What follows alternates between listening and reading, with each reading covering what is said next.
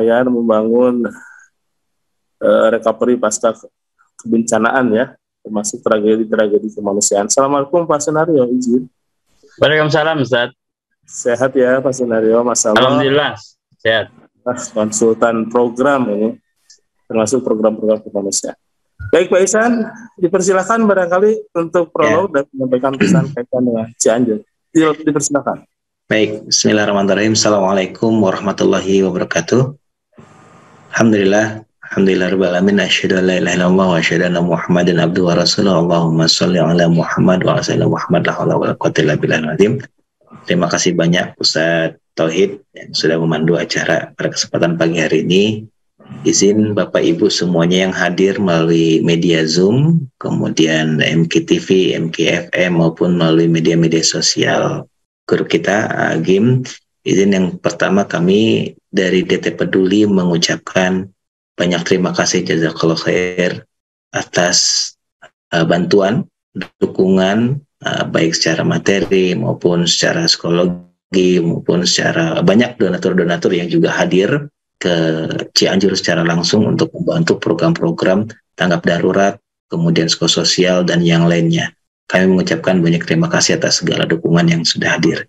Yang kedua, semoga hadirnya kebencanaan di Cianjur ini bisa membawa hikmah kepada kita, banyak pembelajaran pastinya ya, termasuk pembelajaran-pembelajaran berkaitan dengan bagaimana kesiapan kita menghadapi kematian, pastinya itu yang perlu betul-betul kita pelajari.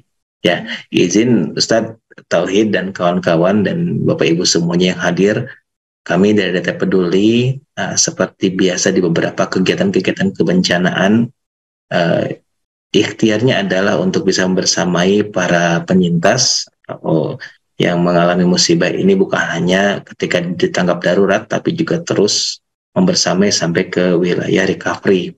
Ya, karenanya ini hadir bersama kita, bersama ini ada Pak Sunario, beliau ini Masya Allah, kalau bagi dunia filantropi bukan orang yang baru lagi ya, sudah lalu lalang di dunia filantropi dari tahun berapa, 90-an mungkin ya. Jadi sudah sangat dikenal dan beliau sudah banyak bantu di DT Peduli ya, mulai dari dulu ketika saya gabung di pusat pun di DT Peduli Pusat dari 2019 itu sudah banyak bantu kita di Lombok, kemudian di Pasigala, di Mamuju dan yang lainnya. Dan izin sebelum nanti dengan Pak Sundario ada beberapa mungkin izin saya sampaikan Ustaz Tauhid. Ada presentasi ya. Oke. Sudah terlihat teman-teman Ustaz? Ya. Jadi untuk program recovery kebencanaan gempa bumi Cianjur, kami mengambil tema bareng-bareng bangun Cianjur dengan asumsi memang untuk program recovery Cianjur ini tidak bisa sendiri. Dan ini sebetulnya kalau kami memahami, memaknai kebencanaan Cianjur ini sebagai momentum kita untuk bersama-sama dengan masyarakat Cianjur untuk sama-sama mengambil hikmah ya, dan kemudian berdakwah di sana gitu ya. Karena momentum kebencanaan ini harus kita artikan juga semakin mendekatkan kita dan para penyintas untuk semakin mengenal Allah, semakin dekat dengan Allah, meneladani Rasulnya dan yang lainnya. Dan pembelajaran juga akan banyak termasuk bagaimana termasuk ke wilayah konstruksi bangunan gitu ya. Nah di sini nanti disebutkan misalnya mengapa gempa Cianjur begitu destruktif dan menelan banyak korban. Jadi pembelajaran yang saya pikir sangat luar biasa perlu kita ambil ibrahnya. Pusat gempa ada di darat dan gempa terbilang dangkal mengacu koordinat dari BMKG. Ada area pemukiman padat di atas lokasi epicentrum, bahkan sangat dekat dengan kawasan wisata Cipanas. Perlu diingat, magnitudo 5,6 skala Richter akan sangat mematikan pada kedalaman 10 km. Kualitas bangunan di sekitar titik gempa tidak desain tahan gempa. Sebelumnya ini seringkali kita diskusikan ya dengan Pak Nario ketika di lapangan. Pak Nario sekarang juga masih standby di lapangan bersama teman-teman kita di DT Peduli cabang Cianjur dan Jawa Barat. Nah, ternyata memang bangunan-bangunan rumah-rumah yang ada termasuk fasilitas umum di Cianjur itu masih belum dikategorikan disiapkan untuk ramah gempa, di mana seharusnya di daerah patahan dilarang dijadikan pemukiman dan bangunan apapun dengan alasan keselamatan. Nah, ini cari kisah di pengungsian sekilas saja. Nah, ini dingin dan lapar, inilah yang dirasakan para penyintas gempa Cianjur pada malam pertama dengan alas terpal dan atap seadanya. Mereka bertahan dari dinginnya malam yang menusuk tulang. Nah, sebagian dari mereka juga di awal-awal itu sampai harus menahan sakit karena luka-luka akibat tertimpa runtuhan dan menahan kesedihan yang mendalam karena ditinggal keluarga tercinta. Ini ada beberapa yang sampai untuk minum air putih pun ya, ini kesulitan. Air putih saja kami mah bahagia, soalnya kemarin sampai rebutan anak-anak mau minum air putih pun susah.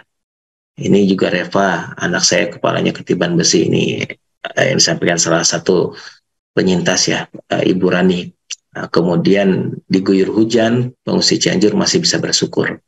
Nah, ini program-program yang diangkat untuk program recovery di DT Peduli di Cianjur dengan tema bagaimana masyarakat yang saat ini masih tinggal di tenda-tenda itu kita segera ikhtiarkan membantu mereka untuk segera kembali mendapatkan kenyamanan untuk kembali ke rumahnya masing-masing dan ke masjidnya masing-masing. Itu temanya Ustaz Taufik Hidayat ya.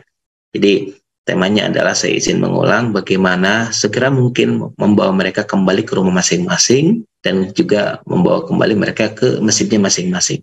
Oleh karenanya program yang dilakukan oleh DT Peduli ke depan ya, yang terus kami juga kampanyekan dan sudah mulai proses saat ini adalah pertama bangun cepat 100 masjid, kemudian bangun 100 dan kemudian nanti pendampingnya adalah setelahnya adalah bangkit ekonomi unggul. Nah, bangun cepat 100 masjid ini ada tiga kategori ya. Nah, ini pertamanya mungkin saya tarik dari literasinya dulu. Bencana gempa yang mengguncang Cianjur menyebabkan 264 masjid rusak parah. Nah, membuat aktivitas ibadah yang biasa digelar di masjid terhenti. Nah, ini alhamdulillah di kesempatan awal AA bersama dengan pimpinan daerah di sana sudah ada launching salah satu masjid darurat ya, sehingga masyarakat sudah mulai kembali beraktivitas meskipun dengan kondisi kedaruratannya. Nah, ini salah satu aktivitas di masjid darurat.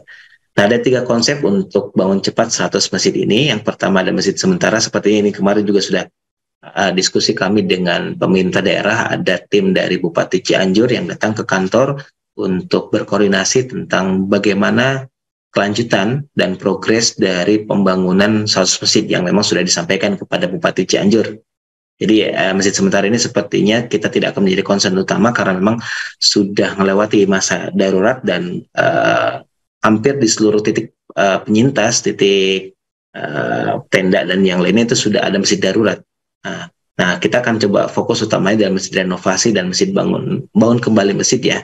Saat ini sudah ada lebih dari 20 yang sedang kami persiapkan untuk sifatnya renovasi atau bangun kembali. Ya, ada beberapa yang sudah di-asesmen dan insya Allah di beberapa saat yang akan datang, di hari Jumat kemudian dan selanjutnya ada tim ahli, karena kami tidak bisa bertindak sembarangan untuk mengkaji apakah masjid ini perlu cukup direnovasi atau harus bangun kembali. Karena bisa jadi retaknya kecil, tapi ketika memang kolomnya kemudian fondasinya memang mengharuskan harus bangun kembali dan tidak bisa hanya sebatas renovasi, ini berarti tidak bisa hanya sebatas direnovasi gitu ya. Nah, ini makanya teman-teman dari ahli konstruksi akan membantu kami untuk mendefinisikan dan kemudian merekomendasikan. Nah, ini ada 3 poin ya, tapi nanti kita akan fokus utama di 2 poin, itu masjid renovasi dan bangun kembali masjid.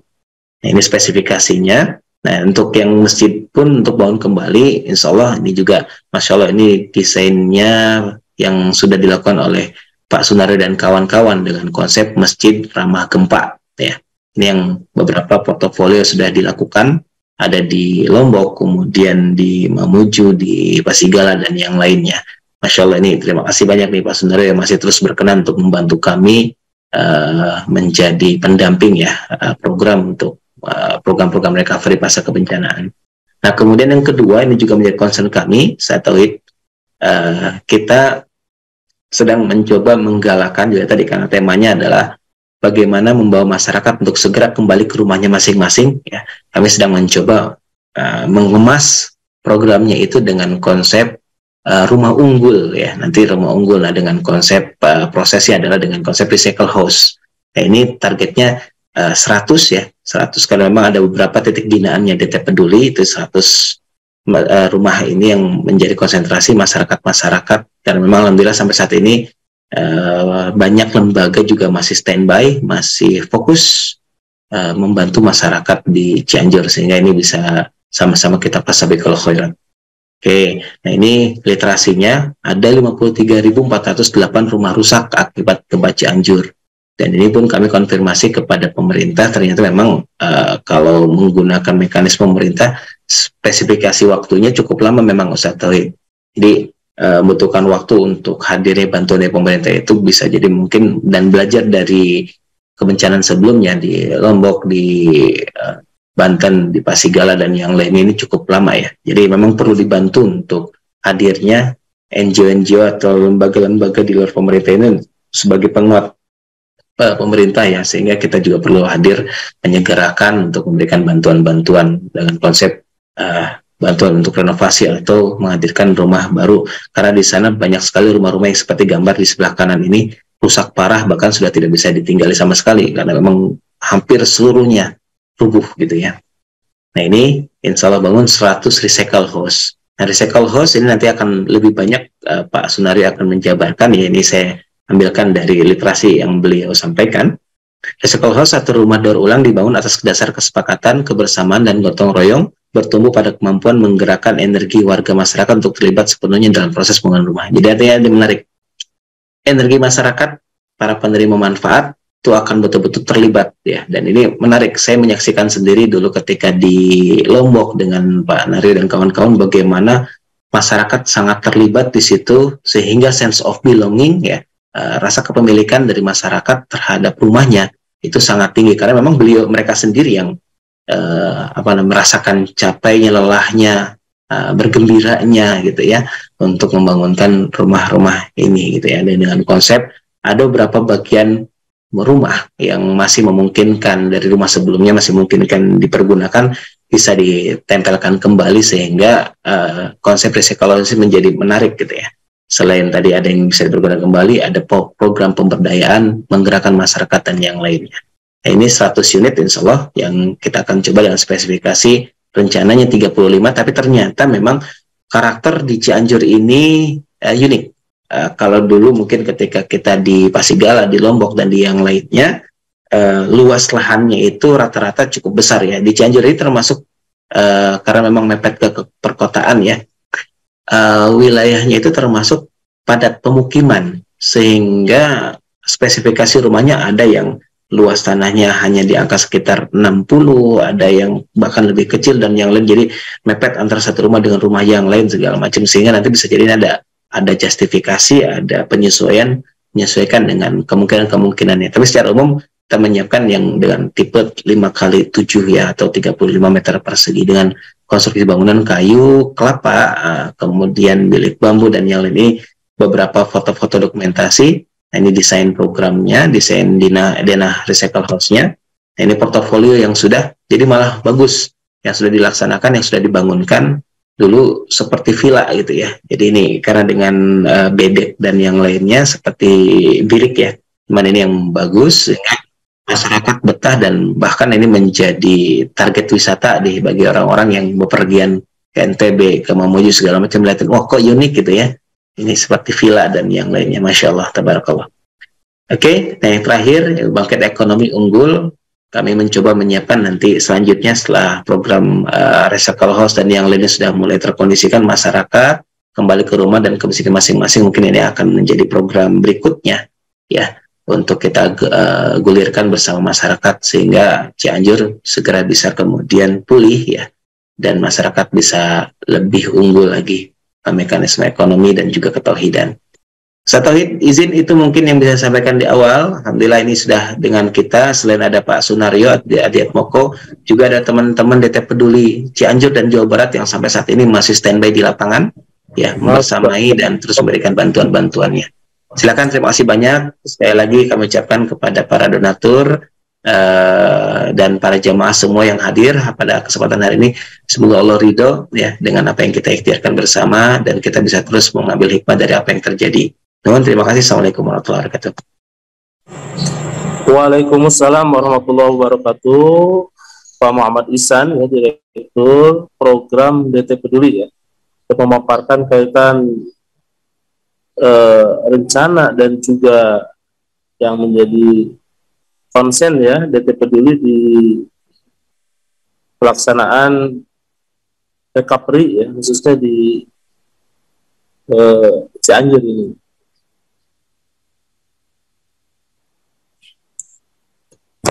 Baik, izin. Pak Ihsan, suara saya masih jelas, Pak Ihsan? Masih, Ustaz, silakan. Alhamdulillah, dan juga sudah hadir Pak Sunario ya. Izin Pak Sunario menyapa. Assalamualaikum warahmatullahi wabarakatuh. Waalaikumsalam warahmatullahi wabarakatuh, Ustaz. Pak Sunario ini sudah berapa lama berkecimpung dalam dunia kemanusiaan ya? Ini konsultan kita yang juga memang memberikan banyak alternatif solusi untuk tak hanya tanggap darurat, evakuasi jenazah, kemudian dapur umum ya, tapi kebencanaan yang sifatnya long term ya, Pak Sunario ya. Insya Allah.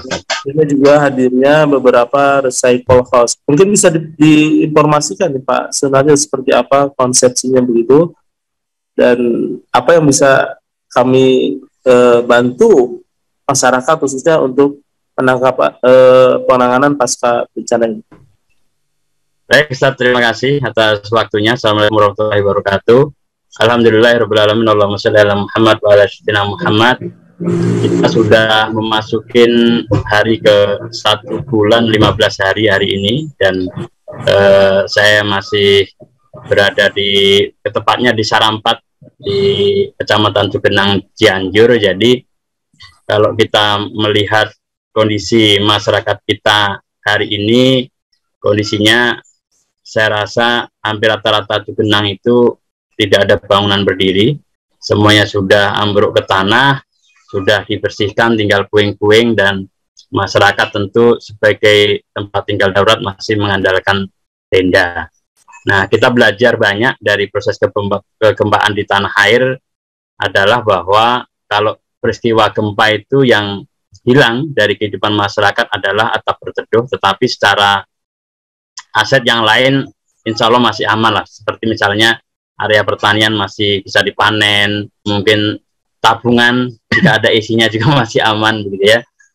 Jadi relatif masih ada persoalan yang lebih berat itu adalah terkait hunian. Artinya ketika atap berteduh itu hilang, rumah hilang, maka yang harus kita pikirkan cepat adalah bagaimana mengembalikan mereka cepat ke rumah, sehingga dengan kembalinya masyarakat ke rumah itu persoalan jauh lebih cepat selesai, karena suami akan tenang bekerja, anak istrinya masuk ke rumah, dan proses ekonomi secara natural juga akan kembali normal kembali. Dan saya melihat bahwa hari ke 1,5 bulan ini, saya melihat masyarakat sangat luar biasa di Cianjur.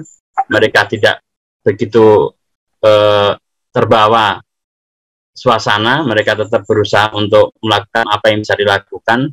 Mereka mencoba menggunakan sebagian sisa-sisa bangunan untuk bikin bilik-bilik kecil dan sebagainya. Artinya secara mandiri mereka mencoba untuk bangkit. Nah, kita memang belajar banyak dari peristiwa gempa itu adalah kita melihat kerusakan yang masif. Sebenarnya kalau kita melihat kerusakan dari sebuah bangunan itu tidak sepenuhnya menjadi limbah. Itulah kenapa kemudian kami berpikir bahwa rumah itu sejarah. Rumah itu sejarah, dibangun dengan peluh bercucuran, mereka menabung bertahun-tahun, kemudian dalam hitungan detik begitu mudah lenyap begitu. Artinya ada sesuatu yang sangat kita rasakan, luka, kesedihan yang begitu dalam di masyarakat itu, sehingga kita melihat bahwa sejarah ini tidak bisa kita hilangkan, harus coba kita selamatkan. Maka kita berpikir bahwa rumah ini sebenarnya komponennya bisa kita gunakan kembali. Itulah kenapa dari 2009 saya mencoba menginisiasi membangun kembali rumah dari sebagian puing-puing bangunan yang ada. Dan kalau kita total perjalanan rumah daur ulang atau recycle house ini sampai hari ini rasanya sudah mencapai sekitar 3.500 unit di seluruh Indonesia, dan sebagian program itu tentu DT Peduli terlibat betul, seperti waktu di Lombok, kemudian yang terakhir juga di Mamuju, di Donggala juga demikian, dan rumah pembangunan rumah ini tentu meskipun disebut sebagai rumah daur ulang, tidak boleh asal. Secara struktur juga harus ramah gempa, harus aman, kemudian kualitas komponen bahannya juga harus sangat terbaik. Karena apa? Saya melihat misalnya hari ini di Cianjur ketika saya mencoba memulai membangun rumah contoh bagi mereka, mereka begitu semangat karena melihat komponen bahan. Misalnya ketika mereka melihat komponen bahannya kayu kelapa super, terus atapnya spandek pasir, bahan-bahan kelas 1 begitu, maka masyarakat itu secara natural tiba-tiba bergerak begitu. Artinya dia melakukan apapun. Dan di lingkungan kami kebetulan memang sedang memulai bersama masyarakat untuk membangun rumah kembali ini, bahkan mereka udah nggak kenal waktu lagi. Tadi malam misalnya masyarakat sampai jam 12 malam masih menghancurkan puing-puing, memisahkan batu-bata dan sebagainya. Artinya masyarakat ini secara natural sebenarnya punya kemandirian yang luar biasa. Nah, terutama di Jawa Barat, apalagi kita tentu bagi DT Peduli Jawa Barat itu adalah sejarah karena ini adalah wilayahnya. Artinya kalau daerah lain saja dibangun, yang di luar Jawa Barat dibangun, tentu DT harus punya karya besar bagaimana mengembalikan masyarakat Jawa Barat, masyarakat Cianjur khususnya yang terdampak gempa ini kembali rumah dengan percepatan yang luar biasa. Nah, ini saya rasa yang harus kita dorong bersama-sama sehingga kehadiran DT Peduli bisa menjadi harapan gitu. Karena hari ini kalau kita belajar dari pengalaman-pengalaman kegempaan sebelumnya, karena ini kan gempa ini makin rutin di Indonesia, bahkan momennya hampir setiap tahun gitu. Kita belajar banyak bahwa dari sisi percepatan pemerintah pun pasti perlu waktu yang cukup panjang. Kalau kita melihat pengalaman-pengalaman sebelumnya, paling cepat saya rasa 1 tahun. Bahkan yang terakhir misalnya di Pasaman, Sumatera Barat, sampai hari ini kan juga belum realisasi, padahal sudah 1 tahun lebih. Artinya kita tidak mungkin membiarkan masyarakat ini sekian bulan atau sekian tahun harus hidup di bawah tenda. Kita juga paham bahwa tenda punya keterbatasan, tetapi kita bisa mempercepat pengembalian masyarakat ke rumah itu jika kita melakukan sinergitas, terutama sinergitas dengan masyarakat itu sendiri. Karena masyarakat ini sebenarnya yang diperlukan adalah stimulus. Jadi dia itu perlu pemantik aja. Kalau misalnya tadi Ustadz Ihsan menyampaikan berapa sih kita bisa membangun 1 unit rumah buat masyarakat itu, misalnya tipe 35, misalnya DT Peduli bisa menganggarkan 30 sekian juta. Itu kalau kita hitung sebenarnya 30 sekian itu hampir murni sebenarnya kebutuhan material. Jadi dalam rumah ini, program rumah daur ulang itu tidak dikerjakan sistem seperti orang membangun proyek gitu. Kalau kita membangun proyek itu kan misalnya rumah 5 kali 7 tipe 35 kita hitung per meter misalnya 1,5 juta dan sebagainya, bla bla bla, ada biaya kerja dan sebagainya. Saya rasa di dalam rumah daur ulang ini tidak ada item itu karena konsep bekerjanya begitu serentak, begitu terpadu, masyarakat terlibat 24 jam dan mereka punya kebanggaan karena mereka kadang-kadang lihat bahan saja itu mereka sudah berpikir begini, kapan lagi saya bisa bangun rumah lagi dengan kualitas bahan terbaik gitu. Artinya meskipun sebagai hunian daur ulang kita tidak boleh kemudian memilih kualitas bangunan yang rendah. Jadi kita harus hadirkan kualitas bangunan-bangunan yang terbaik. Misalnya untuk recycle house di Cianjur ini, komponen yang mungkin nanti DT Peduli akan bangun, kita menggunakan kelapa super dari Sumatera Barat. Tentu kita tidak mungkin mensuplai kebutuhan bahan kayu kelapa dari Jawa Barat, itu sangat sulit. Jadi bisa menggunakan kelapa-kelapa super dan masyarakat sangat antusias melihat hasilnya. Bahkan mereka sangat berharap. Permintaan terhadap rumah daur ulang ini besar sekali. Jadi saya mencatat di beberapa titik yang kami coba mulai kerjakan itu, masyarakat istilahnya antri begitu. Kita tinggal memilih aja kita membangun di mana sih gitu. Dan masyarakat bahkan bersepakat bahwa oke, kita mengikuti semua prasyarat yang ditentukan oleh DT Peduli misalnya, apapun syaratnya kami akan lakukan. Yang penting kami dapat hunian ini dengan kualitas terbaik dan bisa kita kerjakan secara bersama-sama. Nah, konsep recycle house itu adalah konsep kebersamaan. Jadi dia tidak bisa dibangun secara sendiri-sendiri. Misalnya ketika DT punya target 100 rumah, maka 100 rumah itu bisa bikin konsensus bersama masyarakat.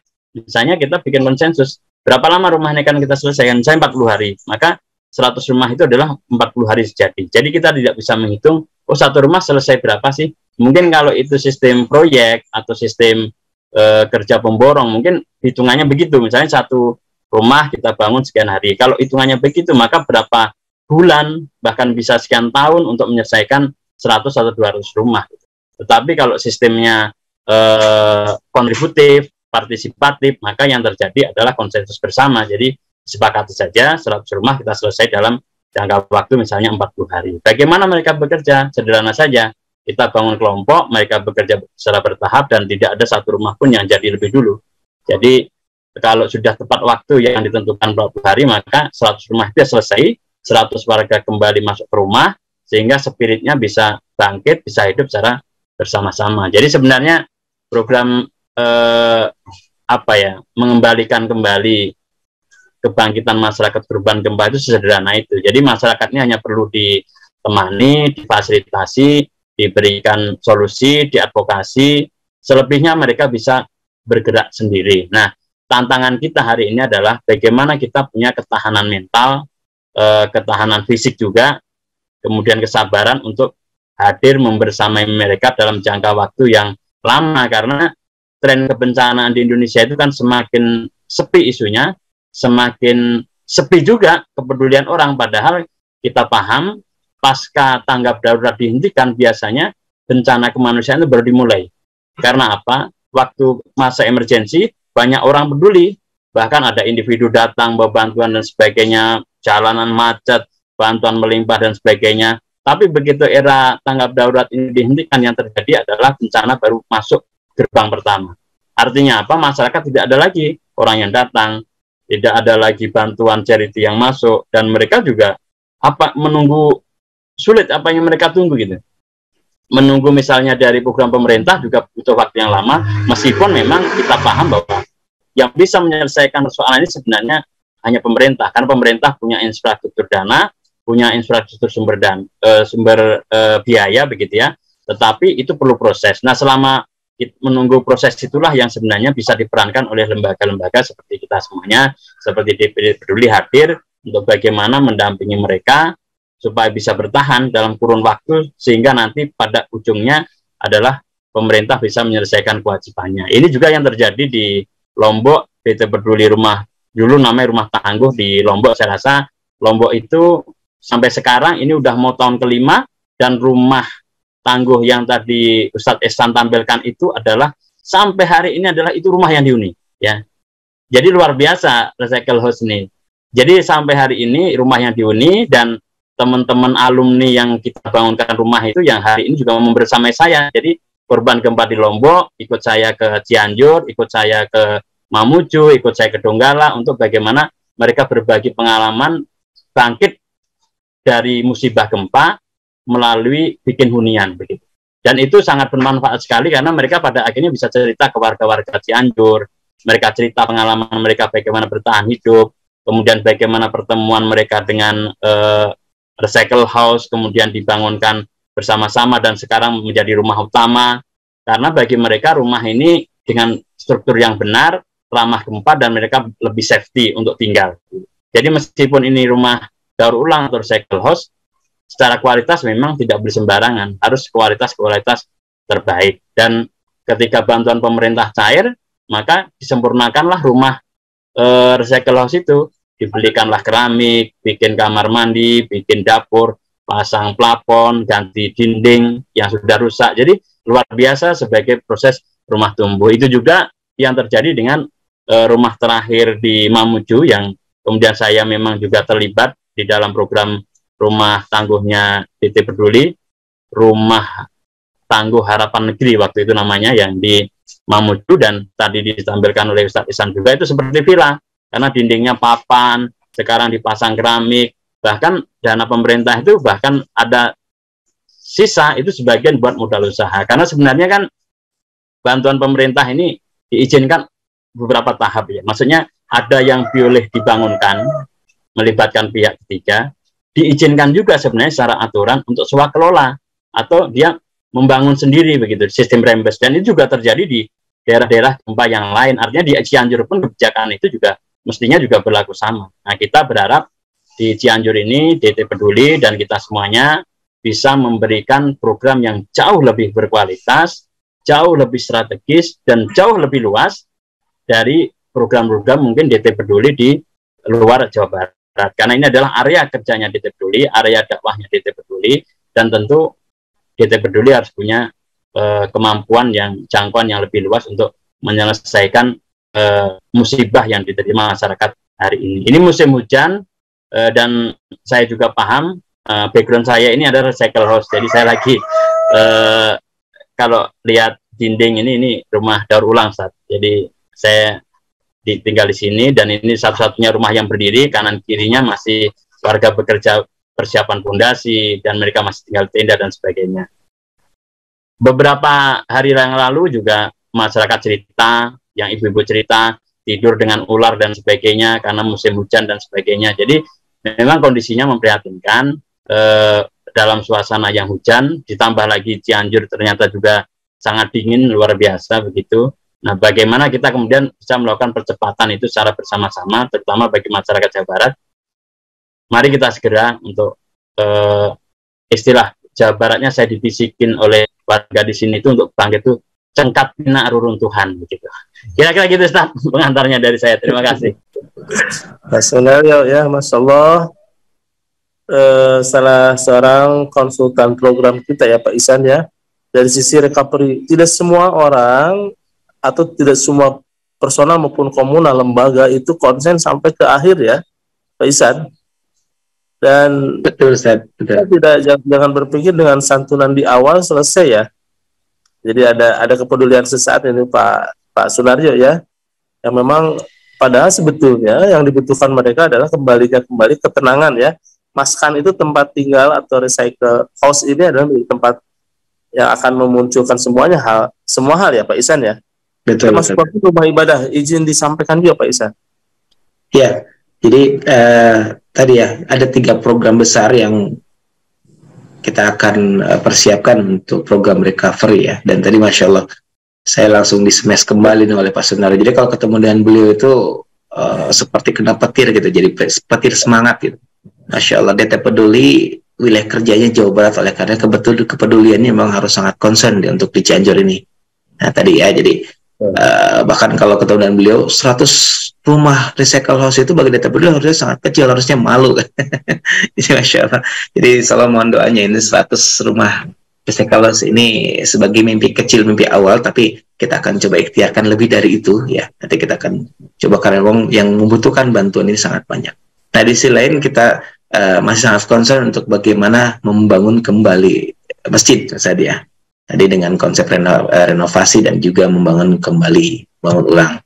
Nah insya Allah ini juga kemarin dengan beberapa tim ahli konstruksi dari ITB dan yang lainnya akan segera membantu kita untuk mendefinisikan, dan ini izin menyampaikan sekiranya memang dari kesempatan ini sahabat-sahabat semua, Bapak Ibu semuanya ingin langsung bergabung ya untuk kepedulian Cianjur, memberikan semangatnya, memberikan donasi dan yang lainnya melalui BSI dengan nomor 9255372-900 atau konfirmasi melalui WhatsApp call center 0813-1712-1712, atau bisa juga melalui media website kami www.dtpeduli.org, atau kalau menggunakan konsep crowdfundingnya bisa langsung masuk ke dtpeduli.org/bangun 100 masjid. Nah ini juga pakai konfirmasi ke nomor telepon yang sama ya saya, ke call center yang sama untuk program recycle house. Jadi nanti bisa konfirmasi ke sana, nanti mungkin ada sedikit perbedaan dari nomor rekening segala macam. Nah untuk recycle house-nya, untuk crowdfunding, insya Allah sebentar lagi akan terbit. Ini yang sudah terbit duluan adalah crowdfunding untuk yang masjid tadi. Itu Ustaz. Jadi bismillah, masih ada kesempatan, dan insya Allah memang untuk program recovery ini belajar dari tempat-tempat sebelumnya, di kejadian-kejadian sebelumnya, akan membutuhkan waktu yang cukup panjang ya. Tidak hanya sebatas 1, 2 bulan, 3 bulan, tapi bisa jadi bahkan lebih dari 1 tahun. Dan menariknya, ikhtiarnya adalah izin pasca bencana ya, kita akan melakukan tadi bagaimana membersamai masyarakat sampai menjadikan konsepnya menjadi konsep program berbasis kewilayahan seperti Desa Tangguh dan yang lainnya. Bismillah gitu tadi ya. Baik Pak Ihsan. Dan tentunya Pak Ihsan ya, keberadaan kita selaku stakeholder komunitas ini juga menjadi bagian penting ya terwujudnya kebaikan ini, betul ya Pak Ihsan. Kemudian tugas kita sepakat ya Pak Sunario, kita menginspirasi ya. Sejatinya ini tugas pemerintah ya Pak Sunario ya. Ya betul. Jadi sebenarnya habit masyarakat Indonesia ini kan masyarakat mandiri ya. Jadi dalam situasi apapun hampir kita tidak melihat masyarakat Indonesia itu menyerah. Terutama misalnya masyarakat Cianjur, Jawa Barat itu masyarakat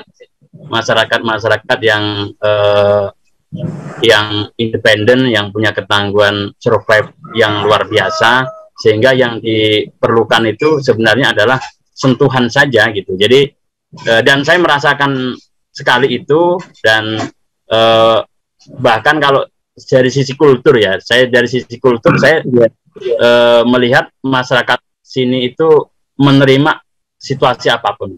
Kan di beberapa tempat musibah lain biasanya kadang-kadang ada ketidaksabaran di masyarakat dan sebagainya, tapi saya melihat di Cianjur ini 1 bulan lebih membersamai mereka, benar-benar masyarakat yang sangat tough, yang sangat ikhlas menurut saya, dan itu menjadi aset sosial bagi lembaga-lembaga yang cukup besar, karena itu tidak akan menguras banyak energi. Di beberapa peristiwa kemanusiaan, energi kita kadang-kadang habis untuk berdebat, habis untuk konflik sosial di masyarakat karena perbedaan kultur, perbedaan suku dan sebagainya. Tapi di Cianjur ini hampir kita tidak menemukan tantangan-tantangan seperti itu. Hampir semuanya berjalan dengan sangat baik. Maka fungsi-fungsi lembaga ini adalah fungsi-fungsi stimulus, tetapi tetap memang apapun situasi dan kondisinya, hanya pemerintahlah yang punya kewenangan dan kekuasaan untuk bisa menyelesaikan ini semuanya. Tapi itu kan butuh waktu. Nah, kami juga mengedukasi masyarakat, misalnya masyarakat kapan ini mau dibangunkan rumah pemerintah dan sebagainya, kami selalu sampaikan, oh biasanya Pak, Bu, ini tetap akan direalisasi, tapi pemerintah perlu waktu. Nah, sambil menunggu waktu itulah sebenarnya kita hadir untuk bagaimana kita tidak terpaku, tidak bersedih hati berkepanjangan, yang bisa kita lakukan, yang bisa kita perbuat dengan stimulus-stimulus ini.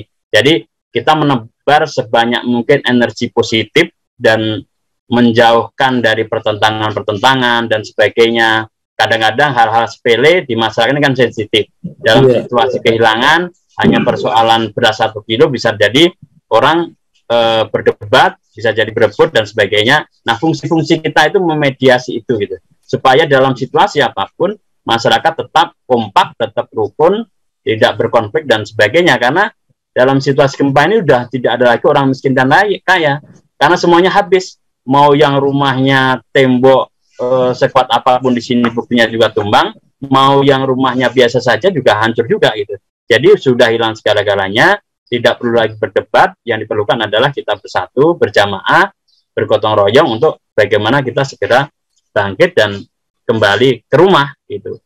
Apapun bentuk rumahnya ya. Kalau yang mungkin DT Peduli bisa mewujudkan rumah daur ulang atau rumah hunian yang rumah tumbuh atau rumah unggul, apalah itu istilahnya nanti, yang kemudian menjadi inspirasi kita semuanya. Tetapi juga masyarakat dengan kekuatannya sendiri juga mencoba membangun juga dengan biaya-biaya yang terbatas dan terjangkau sesuai dengan kemampuan mereka. Jadi kerja ini harus kerja secara sinergitas dari berbagai pihak, tidak ada yang kemudian menghalangi dan sebagainya. Pemerintah juga yang kita perlukan adalah support dan dukungan. Artinya kalau lembaga-lembaga seperti kita ini, terutama penggiat kemanusiaan ini, pemerintah mendukung aja sudah cukup. Karena kita ini orang kreatif, jadi masyarakat kita itu masyarakat kreatif gitu. Orang nggak punya duit pun bisa datang nolongin orang, kan begitu.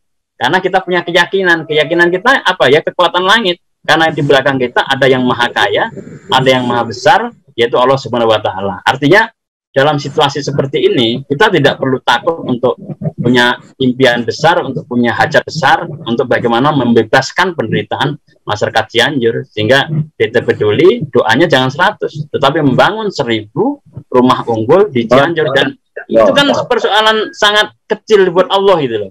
Jadi insya Allah orang-orang soleh berkumpul di antara orang-orang yang hancur hatinya. Kan ini kan sebenarnya kalau kita menetap di Cianjur ini kan kita sedang sangat dekat dengan Tuhan gitu. Kita hubungan itu sama Allah sangat dekat banget gitu. Karena kan setiap hari kita dengar kanan kiri orang di tenda sholat malam, merintih, memohon pada Allah untuk segera dia kembali hidup normal, keluarganya berkumpul, anak istrinya bisa berteduh, kehormatan anak gadisnya terjaga, ya kehormatan istrinya terjaga. Dalam situasi begini kan bagaimana kehormatan para ibu kita, kaum perempuan kita jaga, karena dia harus di tenda dengan berdempetan dengan yang bukan muslim dan sebagainya. Jadi ada persoalan sangat serius yang itu memanggil naluri dan nurani kita untuk bagaimana kita hadir untuk menyelamatkan ini begitu. Jadi ini bukan sekedar jargon dan kata peduli, tetapi ada sebuah value yang kita perjuangkan dari kerja kemanusiaan ini gitu. Yaitu hal-hal sepele itu saja lah. Misalnya menjaga kehormatan keluarga, menjaga kehormatan istri, anak gadis dan sebagainya dalam lingkungan yang crowded, yang udah nggak ada lagi rumah, yang harus satu tenda dengan keluarga yang lain bercampur dalam satu lingkungan dan sebagainya. Ini persoalan yang nggak mudah gitu, dan saya rasa kalau kita semuanya menengadahkan tangan ke langit, bagi Allah itu sangat mudah. Mungkin menjadi sulit kalau kemudian ada keraguan-keraguan dari kita bahwa semua hal harus kita ukur dengan uang gitu. Jadi kita ingin membantu orang selalu backgroundnya adalah uang, padahal tidak sepenuhnya itu gitu. Uang bukan segala-galanya, tetapi yang diperlukan sebenarnya adalah keperbiakan kita dan totalitas kita, bagaimana kita berpikir keras untuk memberikan manfaat dari hidup kita ini buat masyarakat yang sedang kena musibah ini. Kira-kira begitu Ustaz dari Sunario. Memang selalu rindu ya setelah teman beliau Pak Ihsan ini. Pak Sunario ini memang udah agak lama sekali ya dalam dunia kemanusiaan, khusus juga sangat terjun langsung dalam kondisi kemanusiaan kebencanaan ini. Izin tadi Pak Ihsan menyampaikan juga ada tim Cianjur ya dan Jawa Barat yang bergabung, betul Pak Ihsan? Ya betul, ada Teh Nanda yang standby. Ini Teh Nanda sebagai Kepala Kantor Perwakilan Jawa Barat yang mengawal juga langsung program di sana, dan beliau juga memang aslinya orang Sukabumi, jadi sangat dekat dengan Cianjur. Dan juga ada Kang Khairul dan teman-teman yang standby. Boleh sekiranya memang berkenan untuk diajak diskusi, menyampaikan kondisi terkini dan bagaimana kondisi terkini masyarakat. Ya, apa yang dirasakan dan yang kita Pak Ihsan ada 5 menit terakhir. Sebenarnya ini para master yang hadir dan memang ini waktunya kayak nampaknya kurang cukup ini, belum lagi dengan dialog dengan jamaah ya. Tapi intinya jika ada tim dari Jawa Barat ya, Nanda atau Kang Hairul bisa izin menyampaikan kondisi terakhir. Barangkali kita sangat rindu juga informasi terkini ya di Cianjur ya, di khusus kita di warga Jawa Barat juga. Ada Pak Hairul atau Pak Nanda izin? Baik. Boleh raise hand.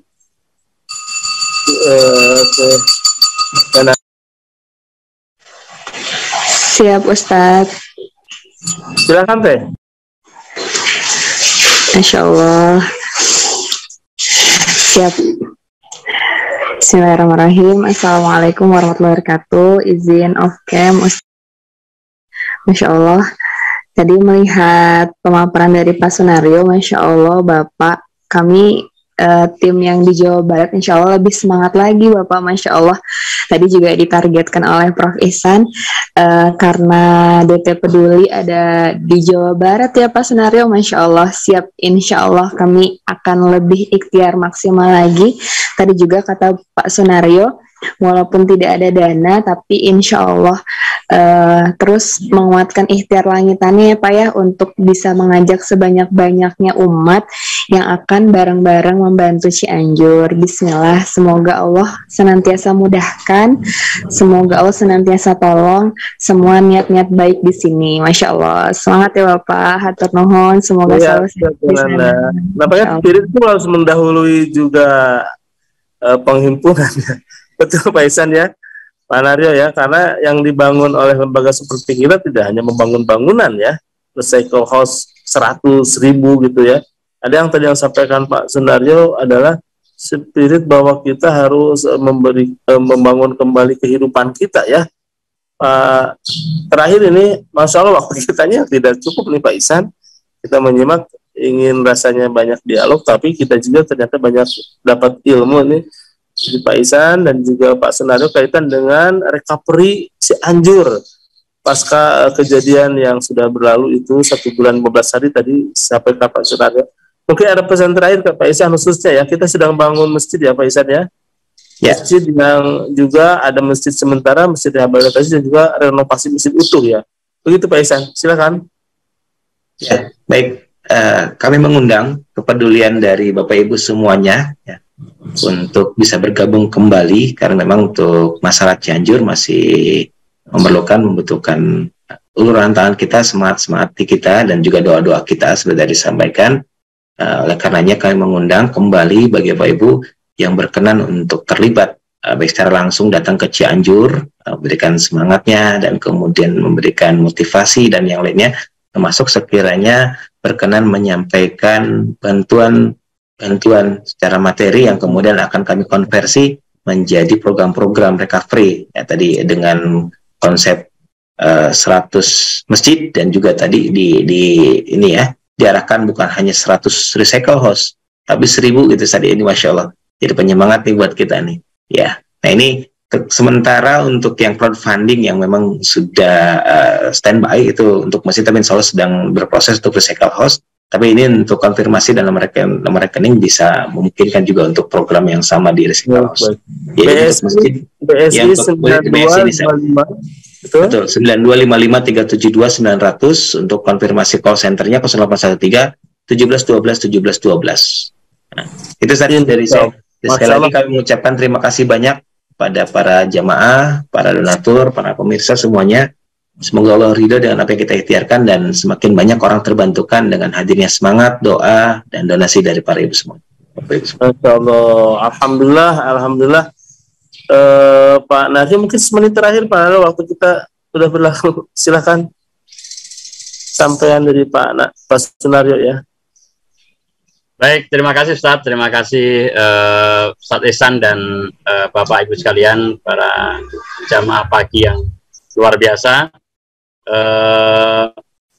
Insya Allah kita akan tetap membersami masyarakat Cianjur dalam kondisi-kondisi kritis ini dengan melakukan yang bisa kita lakukan dan selalulah kita berpegang pada bahwa manusia terbaik adalah khairun nas anfa'uhum linnas. Jadi semoga kita bisa menjadi orang-orang yang terbaik yang sebagaimana Kanjeng Nabi seperti itu, dan kita selalu menebar manfaat dimanapun kita berada. Terima kasih, kurang lebihnya mohon maaf. Assalamualaikum warahmatullahi wabarakatuh. Waalaikumsalam warahmatullahi wabarakatuh. Masya Allah, terima kasih Prof.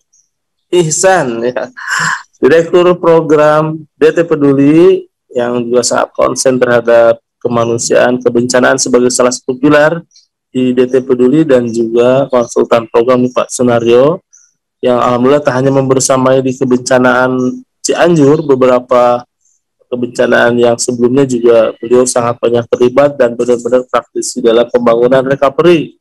Tak hanya tanggap darurat, healing, trauma healing, tapi juga sudah ke konsepsi bagaimana membangun kembali rumah, rehabilitasi, recovery ya.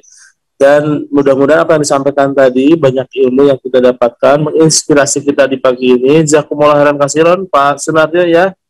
Alhamdulillah ilmunya mudah-mudahan senantiasa lestari, manfaat, betul, bermanfaatan bagi kita semua. Juga Pak Ihsan yang juga hadir dalam kesempatan kali ini. Insya Allah silakan call center 081 3 17 12 17 menjadi saluran akses kita wujudkan kepedulian dan kebaikan sahabat semuanya.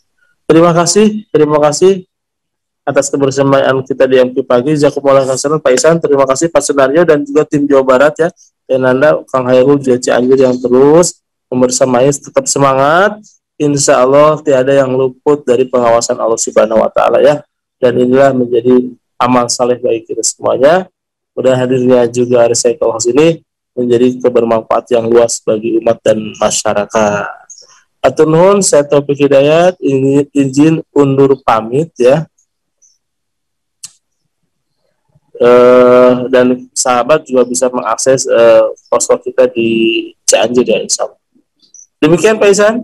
Mohon maaf waktu kita sudah berlalu, waktu yang memisahkan. Mudah-mudahan Allah memberkahi pertemuan kita hari ini. Qulu qouli hadza astagfirullahaladzim. Assalamualaikum warahmatullahi wabarakatuh. Waalaikumsalam. Waalaikumsalam warahmatullahi wabarakatuh. Pak Nuhun. Sukses berkah selalu semuanya.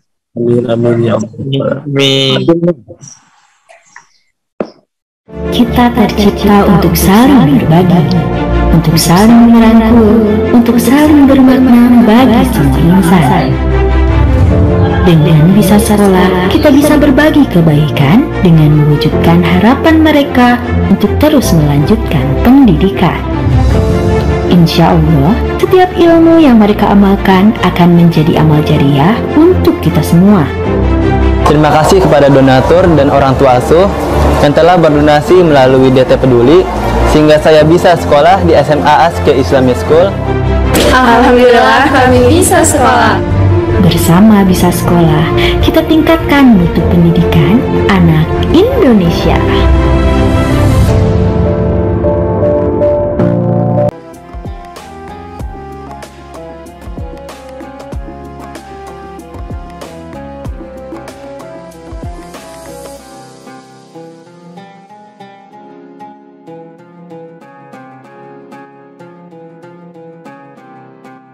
Jangan lupa, saya bilang sekalian, terus berlangganan di Darut Tauhid Official.